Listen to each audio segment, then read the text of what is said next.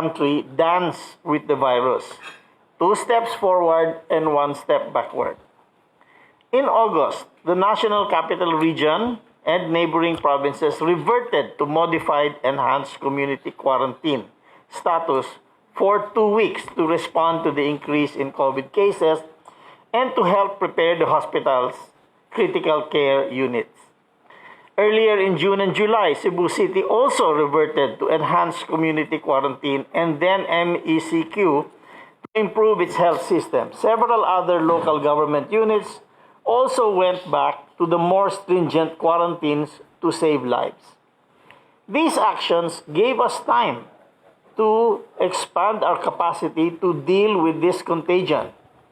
From zero capacity in February, daily testing reached 111,600 on November 4, with 160 labs providing RT-PCR testing, while daily testing reached a peak of 46,597 on September 11.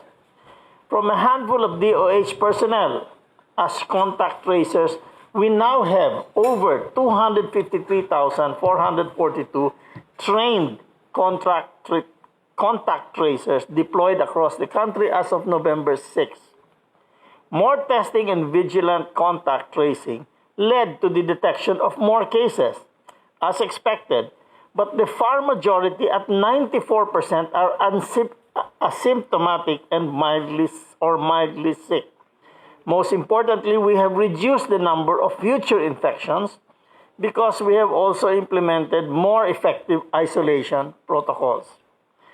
Around 393,961 total cases as of November 7, reported deaths number 7,485, equivalent to a case fatality rate of 1.9%.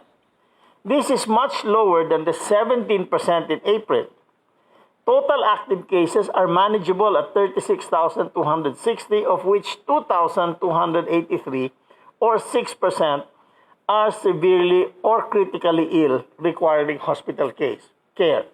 So our recovery rate is 98% already. Actually, 98.1%. So that is a very good recovery rate. We have also used the quarantine period to wisely boost our capacity to treat those requiring hospitalization. Throughout the country, some 21,909 hospital beds are dedicated to COVID-19 as of November 4. Of the total allocated beds, only around 39% is occupied. This means the country is ready to care for COVID-19 patients. However, these concerted efforts did not come without a cost. Our experience in 2020 thus far shows our resilience as a nation. We are aware of and are thankful for the many sacrifices the Filipino people have to make, from mothers who juggle their work while helping their children study remotely, to healthcare workers in testing centers and in hospitals who risk their lives to detect the virus and care for the very sick. Some of them are family members and close friends. A major part of our success in controlling virus transmission is the cooperation of people in making minimum health standards as part of their daily lives. All these small contributions go a long way in our recovery process. Agree. Totoo yan. You go to Art. What's your take, Art? Thank you very much, Mayor President, for giving me the opportunity to make a statement on what the Department of Transportation has done and will continue to do in relation to addressing the sad issues of COVID-19. Ang katanungan ano ang nagawa ng kagawaran ng transportasyon at ano ang planong gawin ng kagawaran sa COVID-19. Una umpisahan natin sa mga nagawa na. Marahil narinig ninyo na po, Mayor President, yung tinatawag na free shuttle service na ibigay natin sa mga health workers kasama yung mga doktor, mga nurses, medical technologists, yung mga katulong sa frontliners na tinatawag. Mr. President, as of November 7, your Department of Transportation has serviced 1,800,000 health workers, providing them with free shuttle service. Ibig kong sabihin, kung saan sila nanggaling, dadalhin sila sa ospital, at kung pagkagaling sa ospital, dadalhin ho sila kung saan sila pauwi. Libre po yon. Ilan ang naserbisyuhan? 1,800,000 as of November 7. Meron hong programa na hatid tulong. Ito ho yung programa ng ating Senator Bongo at ng ating mahal na IS na kung saan meron silang ginawang hatid probinsya, balik eskwela. Ito po, ano ho ang naging bahagi ng kagawaran ng transportasyon dito? Mr. President, Mayor President, 288,593 ang naiuwi ho namin sa mga probinsya in the pursuit of the project of Senator Bongo and the Executive Secretary. By land, 87,000. By air, 145,000. By sea, 56,000. In addition to this, we have what we call the one-stop shop operation na kung saan tumutulong ho yung kagawaran sa pagbalik ng ating mga overseas workers. Meron hong one-stop shop, OSS, ika nga, na itinayo namin sa Miaa, Terminal 1, 2, and 3, sa Clark at sa Cebu. Ilan ho yung natulungan ng kagawaran ng mga overseas workers dito, yung mga kababayan natin na balik Pilipinas? 466,542, Mr. President. Ngayon ho, may sasabihin ho ako na bago. Ito ho yung tinatawag natin na crew change hubs. Because of the pandemic, inumpisahan at linunsad ho namin yung tinatawag na crew change hub na kung saan nag-open kami ng portals sa iba't ibang lugar sa Pilipinas. Inumpisahan ho namin sa Port of Manila, sa Port of Kapinpin in Bataan, sa Subic Bay Freeport Salt, at sa Port of Cebu. Mag-open ho kami in the next few weeks sa Davao at sa Batangas. As of today, as we speak, ang naserbisyohan ho natin na barko na kung saan dumadaong sa Pilipinas at napapabilis ang pag-disembark ng mga seafarers, 875 ships. Doon ho sa sinabi ko mga lugar kanina at 14,000 seamen ang naorganisa. Ano ho ang ibig sabihin nito? Una ho, mapapalawig at mapapadali ang disembarkation ng mga seafarers. At hangarin ko po, at nasabi ko ho ito nung ako'y nagtalumpati sa General Assembly IMO, etong mga nakaraang buwan. Sinabi ko, hangarin po ng ating Pangulo, Mayor President Duterte, na gawin ang Republika ng Pilipinas na maging the capital of crew change hub in the world. Papunta ho tayo dyan at magkakaroon ho ng magandang transformasyon dito in the next few months. In addition to this, we have established COVID-19 testing labs and quarantine facilities. Nandiyan dyan ho yung sa Mactan, Cebu. Ang capacity, 1,500 to 3,000 tests daily. Ito ho sa kagawaran ng transportasyon yan. Meron ho kaming PPA molecular lab na nagsiservisyo ng 2,000 tests daily. Meron pa rin ho kaming Clark Airport molecular lab, 2,000 tests daily. The EVA Macapagal Super Terminal in Manila South Harbor was transformed into a quarantine facilities. PPA only recently opened and inaugurated a 124-bed quarantine facilities dedicated for seafarers in Bataan on October 9, 2020. Hindi ho pahihuhuli ang Philippine Coast Guard. Nag-open din ho ng quarantine facility ang Coast Guard noong October 10, 2020. Ito ho ay gagamitin ng ating hindi lang mga Coast Guard, kundi pati na yung mga ating kababayan na nangangailangan ng quarantine at isolation. What is splendid report? Go to Mon, you're next. Thank you, Mr. President. Ito marami rin, ano. Iklihan ko lang po, but you have a copy, Mr. President. I mean yung ano mo. Okay, so thank you for giving us the opportunity to present. I will skip the first chart and go to the second chart, which is on the reopening of the economy na binanggit po ni Secretary Sani earlier. And just to give you an update, next chart, next chart.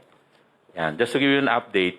So since about May and June, we've started to reopen yung economy by opening yung mga sectors that were closed because of the lockdown. Ang nangyayari po sa IATF, we slowly, gradually allowed different sectors that will allow our kababayan to go back to work para makapagtrabaho uli sila.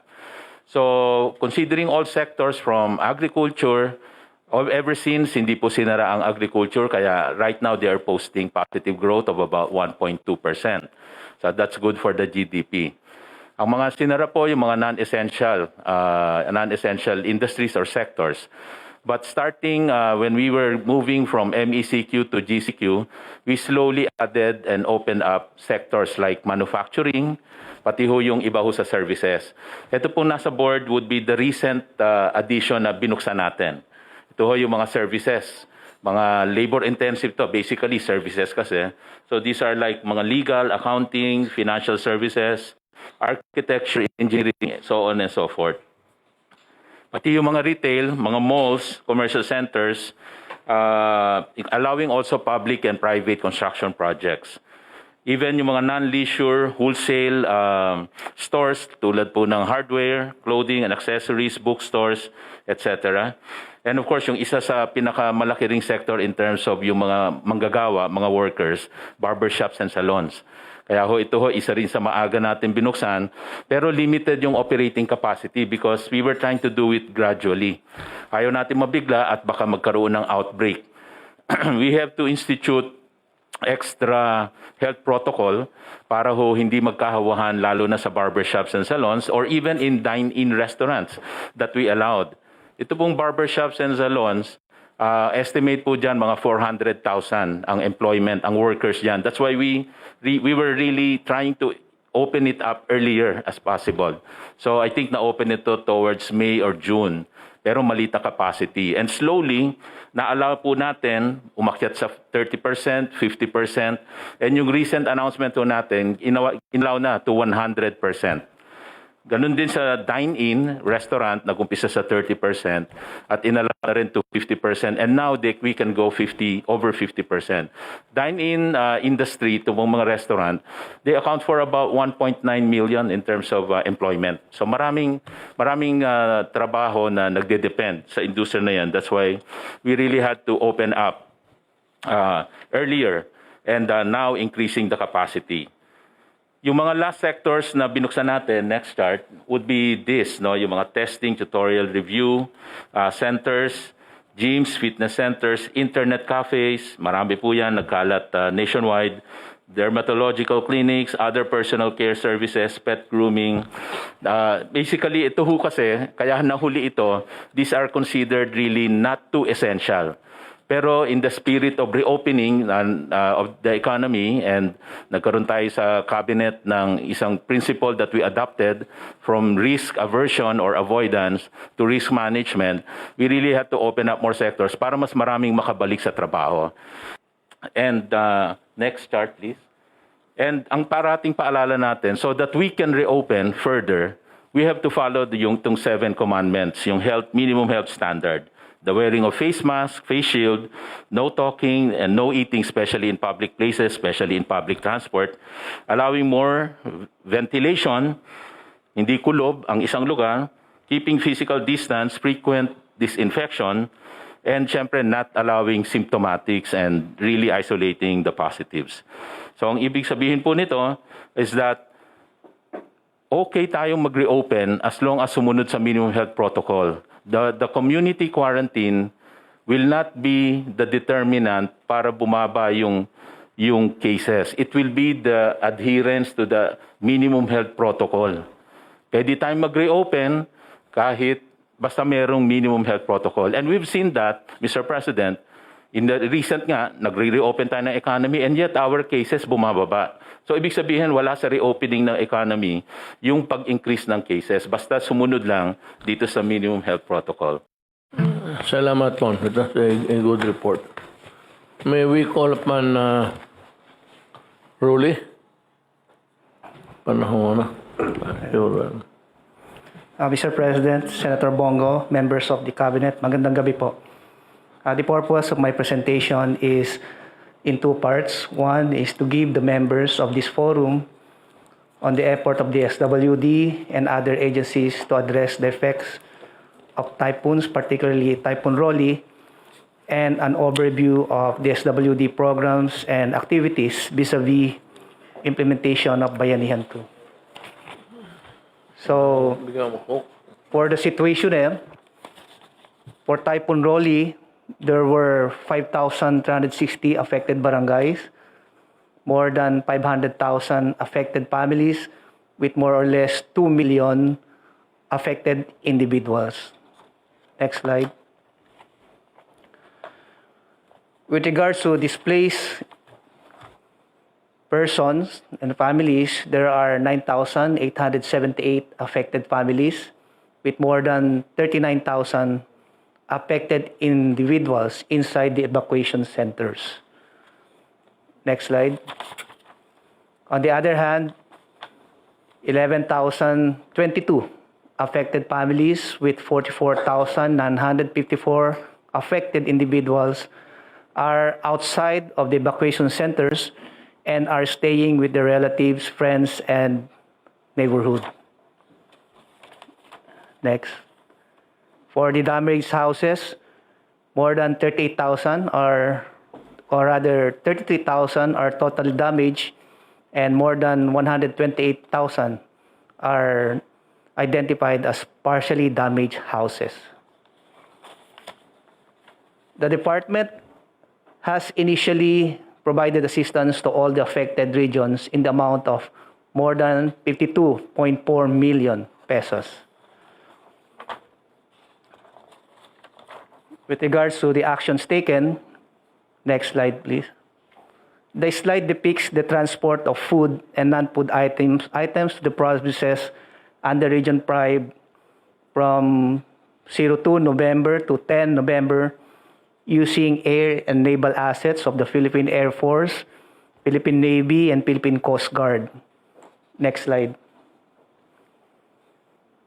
An initial of 59,420 family food packs, more than 4,000 bottles of water and assorted non-food items were provided to the beneficiaries. Mr. President, yung mga ibang family food packs po natin ay naka-preposition po yan sa mga daungan o kaya sa mga airport na if in case there will be an available air or naval assets, they will be immediately pushed to Region 5, particularly Catanduanes.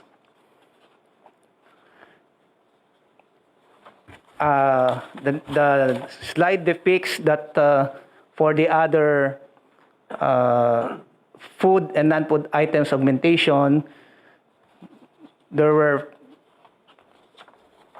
19,491 family food packs were distributed to the beneficiaries of NCR, Region 3, 4A, and 4B.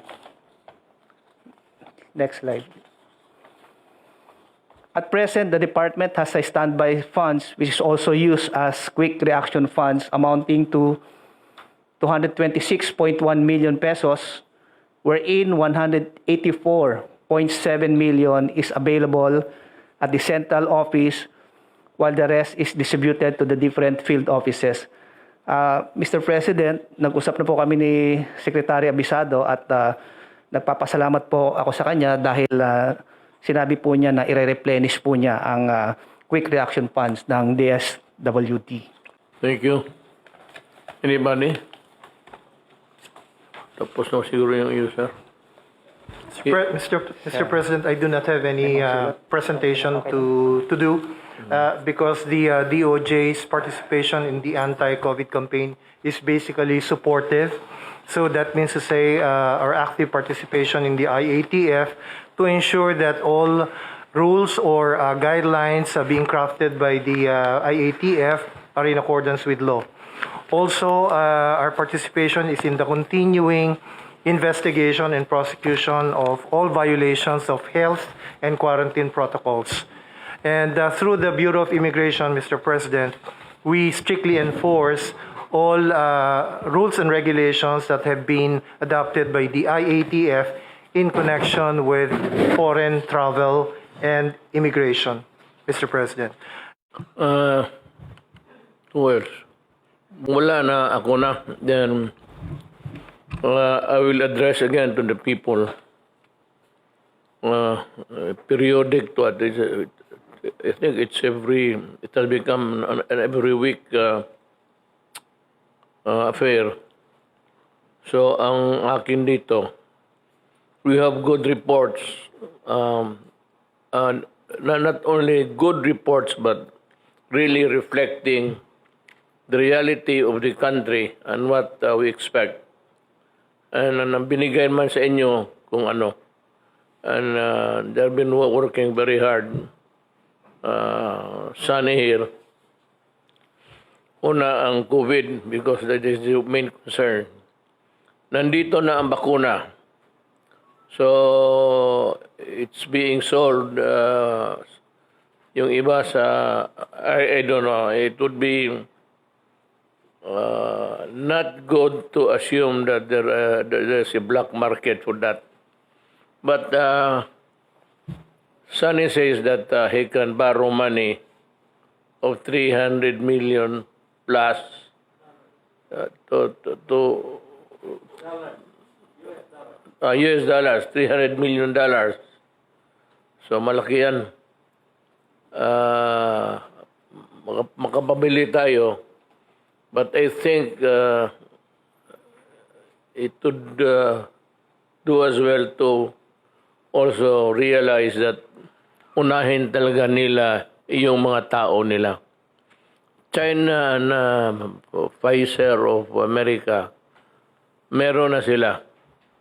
So, hindi na nakakatakot talaga ang COVID. But sa pagkangayon, magbili ka mahal. As I have promised, gastos ng gobyerno itong bakuna para sa lahat ng Pilipino. Kaya nga, umpisa natin sa mga mahirap, pataas na ano. Let's start with A, B, C, D, E. The lowest sa E, yung talagang mahirap na wala. Then, paakyat tayo dandahan sa D. Then, yung C, medyo hindi na, sobra na yung 300 million ni Secretary Dominguez. Hindi tayo magastos dyan kasi marami mga pera na yan. AB crowd, yun yung mga milyonaryo, mga multimillionaire. Yung nasa C, they are in a bracket which we think are pretty good for them to just buy the medicines for themselves. Yun ang status. As long as may magpautang sa atin, no problem about it. How long? In due time. Ngayon, ang hindi sa ayaw natin bumili. O wala pa tayong mabili kasi sabi ko, ang vaccine sa Amerika was binili na kaagad ng, I think, the federal government made a first installment. Binili na. So, you can expect that within the few months until next year, all of those vaccines produced will be used for the Americans. Same story with the European countries na successfully developed the vaccine, including China. Yung sa China, yung Sinovac, pati nila yung Sinopharm. I think they have already again, we have to keep in mind na they have a population to worry. And that population is not easy. Americans are about 340 million plus. And China about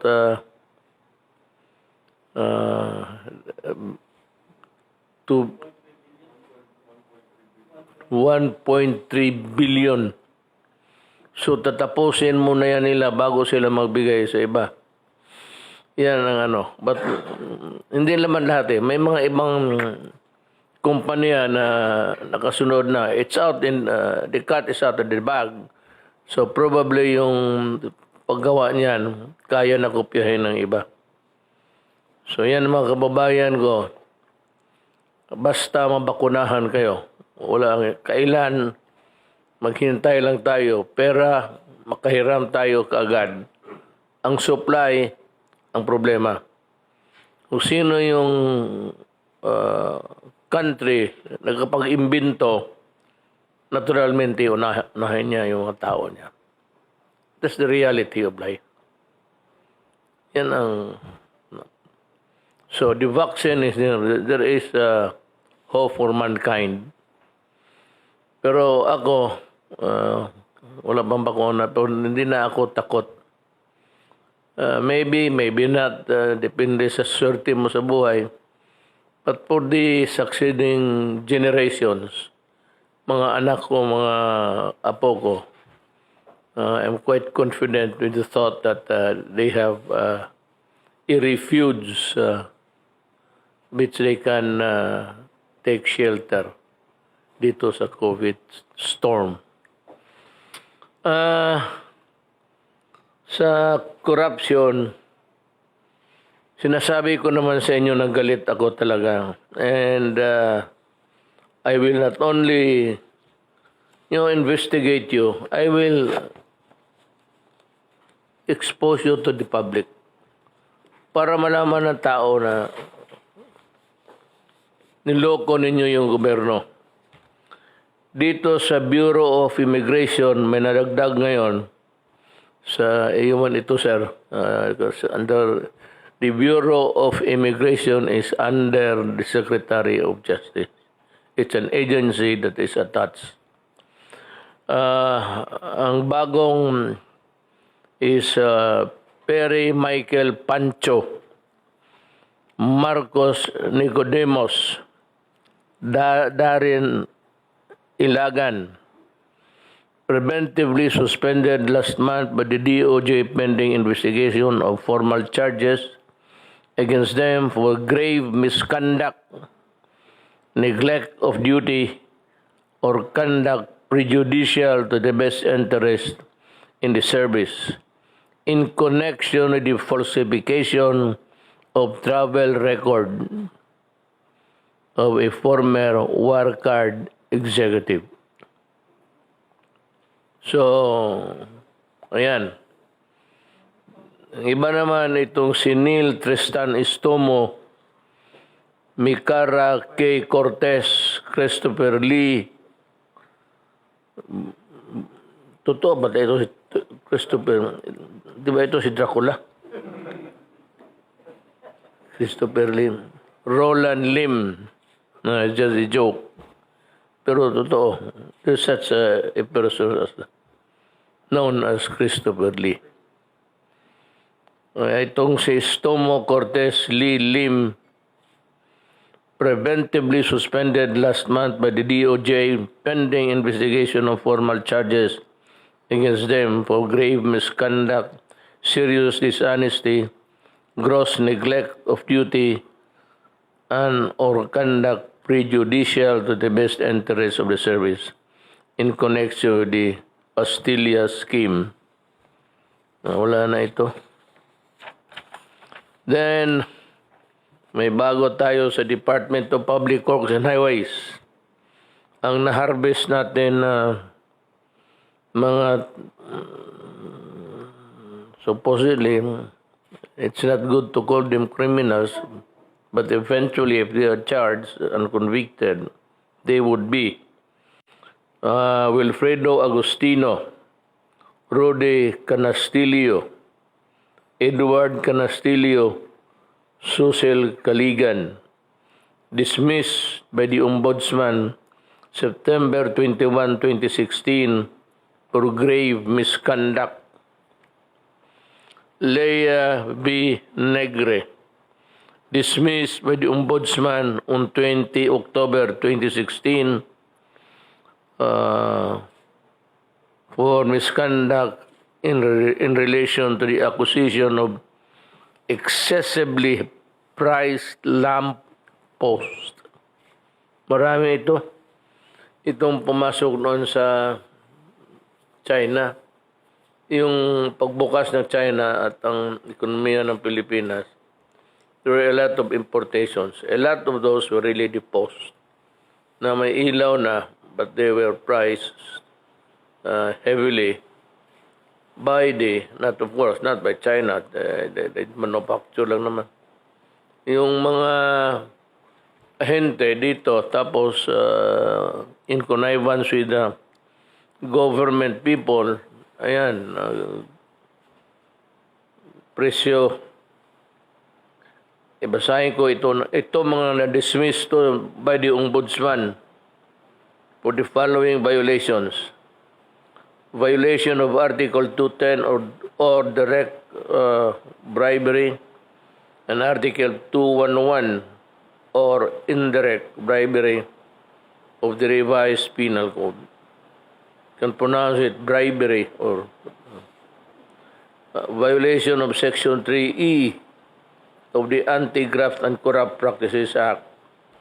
Violation of Section 7D of the Code of Conduct and Ethical Standards and the Government Procurement Pera na naman to, Reform Act.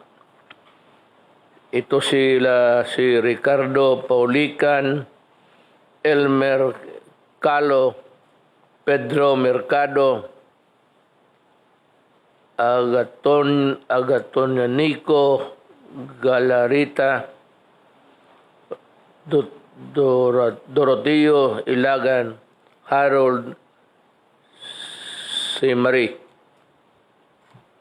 Meron pa. Abutin tayo ng umaga nito. Ubos na ang mga empleyado. You know, kayong mga,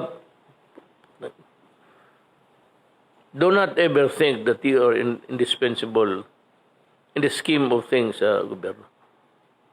Maraming Pilipino dyan, mga graduate, na mahuhusay, na may honest. Marami ang walang trabaho ngayon.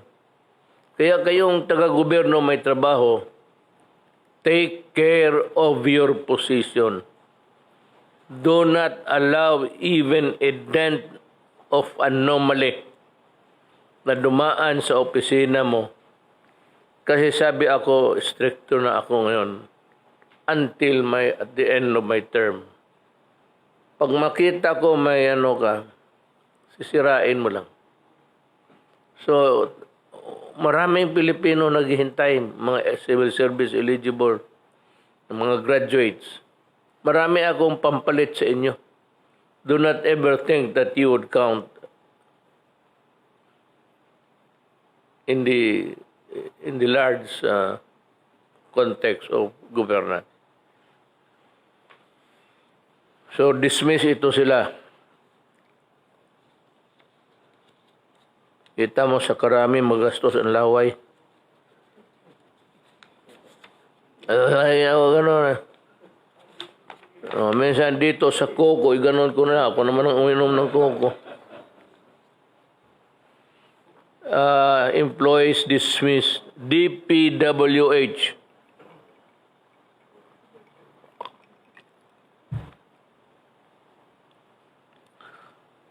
DPWH, Rolando Asis, Edelberto Tayaw, Berna Coca, Luz Viminda, Narciso, Danilo Peroy, dismissed by the Ombudsman for misconduct. They executed bidding documents after award. Ano? May bidding after the award na. Imbis bidding award, may award bidding. And implementing of the rehabilitation of the Paglaom Sports Complex in Bacolod. Linti nga tiga na nga dito na tayo itabo sa inyo. Dismissed by the Ombudsman Ray Alcantara of the local Water Utilities Administration. Dishonesty, grave misconduct, conduct prejudicial to the best interest of the service.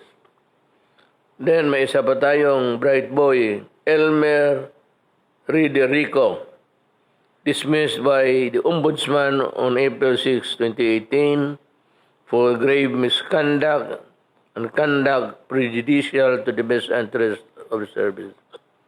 He engaged in fraudulent and irregular bidding, causing undue in the award and the subsequent implementation of the project.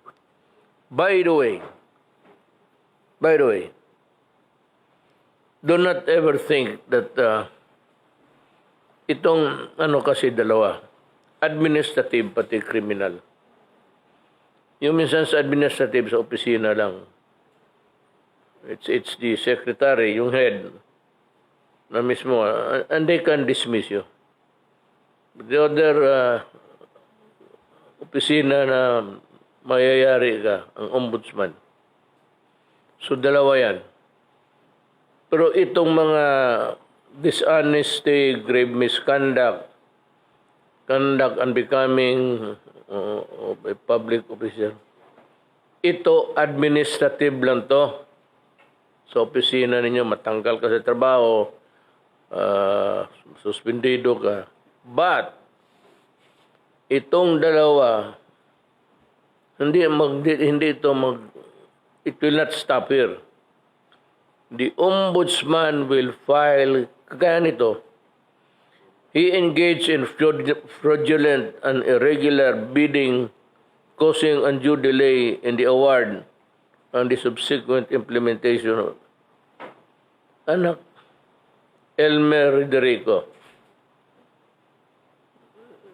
The government will file criminal charges against you. Dalawa talaga ang tama ninyo dito. Criminal, pati alis kayo sa opisina ninyo. Meron dito si Noel Pineda, Edward Del Rosario Sevilla,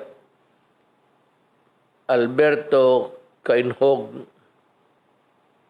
Ganon, dismissed by the Ombudsman. Gross misconduct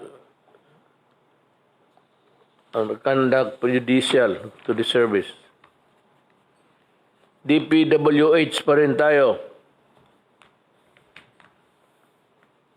Eufrenia Cabaya, Helen Asinas, Wilson Tagbo.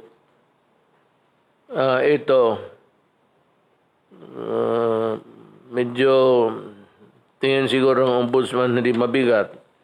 But, you are suspended by the ombudsman for 1 year without pay for misconduct, but without prejudice of filing a case against you. Si Rex Uyahoy, suspended for 6 months without pay for misconduct and insubordination.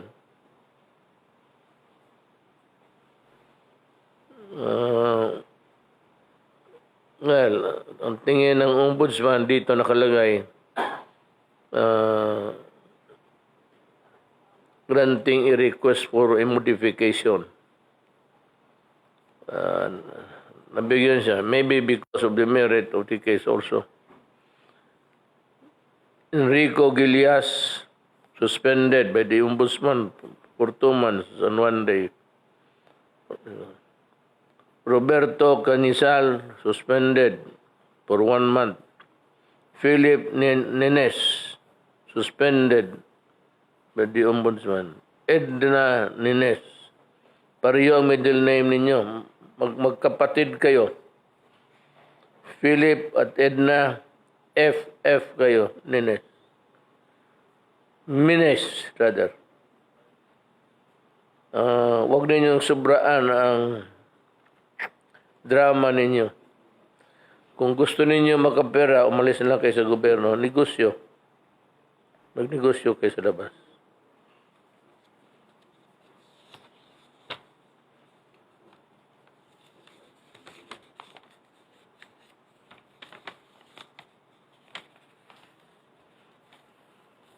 Sunny Boy Oropel, suspended by the Ombudsman for 1 month. Next time, I will see to it that you will be dismissed from the service. Arnaldo Bonifacio, suspended by the, by the office, siguro. Next time, because sa administrative, pwede kang appeal hanggang sa opisina ko. Pero pagdating sa lamesa ko yan, since you are known to be a malikot ang bulsa ninyo, you were suspended only. Next time, Arnaldo Bonifacio, I will dismiss you from the service. Lahat yung suspended. Next time na magkaroon kayo baski simple simple neglect of duty, or whatever, it falls as a ground for dismissal, papalisin ko na kayo. Virgilio Duarte, note dito, PRRD appointee. He was suspended by the Ombudsman. Next time, magkamali ka, I will personally see to it that you're out. Umalis kayo dyan sa alingas-ngas yan dyan sa DPWH. Maraming magbabantay. Serafin Lago, ganun rin. Next time, dismissal ka na. Suspended ka lang ngayon. Roberto Atienza, suspended. Next time, I'll dismiss you. Joselito Altiveros, suspended ka lang by the DPWH for 6 months. Misconduct. Next time. Sabi ko nga,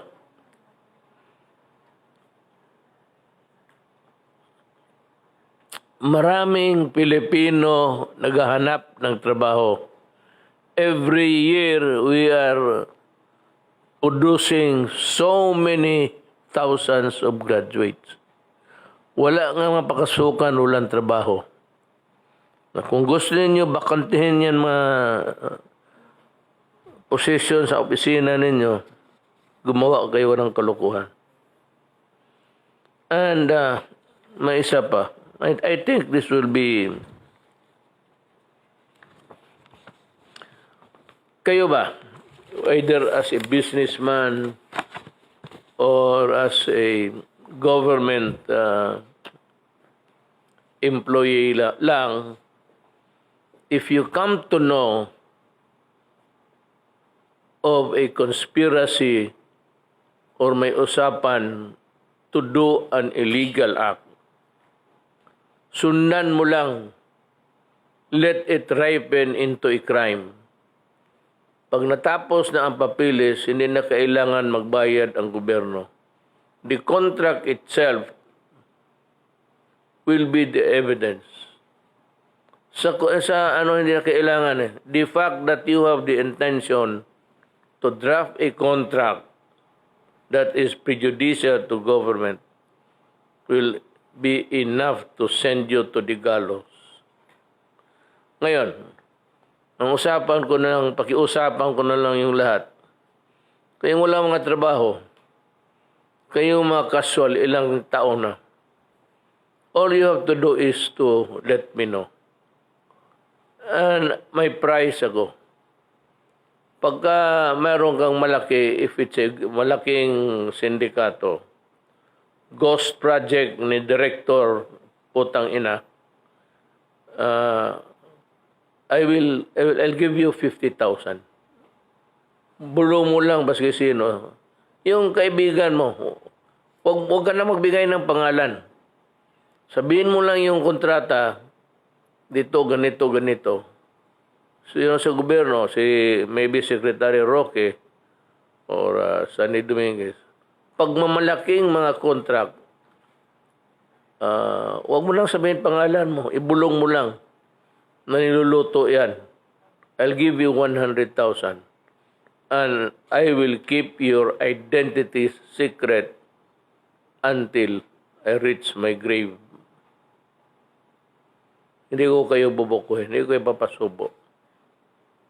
At kung nalaman kayo, tapos hinaharas kayo, paalamin mo ako, I will deal with the devil. Yan ang gusto ko. Bumaril ng tao na legal. Kaya kung inaano ka, tinatakot ka, paalamin mo ako. I would be happy to make you happy. Okay? So, dyan tayo magtapos, mga kababayan ko. Take note of my,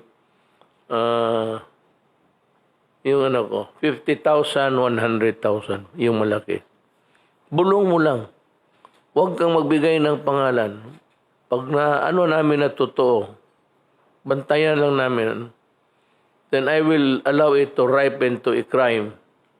Pagkatapos, kami na ang bibira.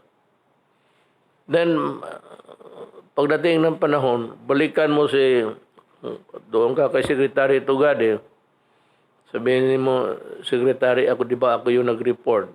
Kung si Secretary Tugade, yes, I remember you. Tama na. Bayad ako.